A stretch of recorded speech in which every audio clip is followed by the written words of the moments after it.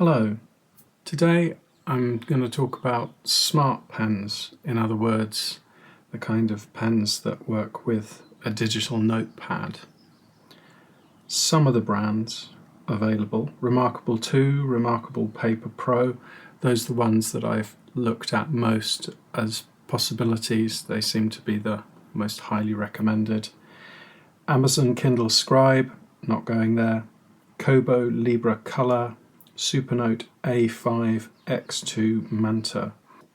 And then there's the Moleskine Smart Writing Set with the Smart Pen, which, as I understand it, is a bit more like writing in a normal notebook, but the Smart Pen understands the shapes of the letters, senses them, and sends them off somewhere so that they can be read as if they've been written on a different surface, on the surface of a screen.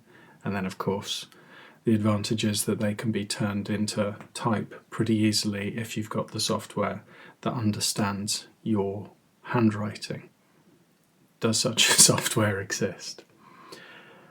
Of all of these, I have only the experience of standing in the Moleskine shop on Oxford Street with a salesperson standing at my elbow and writing a few word shapes to see how the Smart Pen felt. The Smart Pen felt fine. It felt exciting and quite futuristic. The advantage of this, of using a Smart Pen, is clearly the advantage that's advertised, which is that you produce your text really spontaneously. You just write, not even thinking about the means you're using. And it's in two places at once. It's on the digital page in front of you, which you can flip over, you can go back and forth, you can draw lines in just as freely as you can with a normal page, and more freely than you can with word processing software, where you're using the corrections or the suggestions part of, say, Word for Mac. Instead of that, you are producing a text that also goes to the cloud. It's handwritten, but it's also backed up as ones and zeros in a data center. That is an advantage. I can see that might cut out the stage of typing up. But when I get onto handwriting and typing out, I'll be talking about the advantages of going from a handwritten page to a typewritten page as a really important stage in looking at yourself, in looking at what you've done, and seeing a transition from a private form of writing to one that's public, to one that is at least speaking out in a way that's kind of clear and looks more like a finished text if you use Times New Roman or some other font.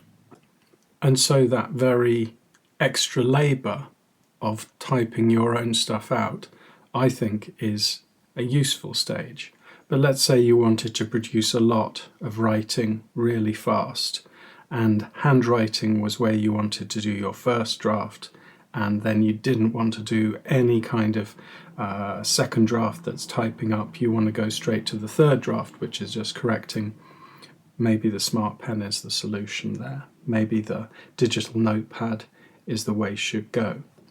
But I started thinking about this, of course I did, in environmental terms, and also in personal terms. I don't really trust digital stuff to last.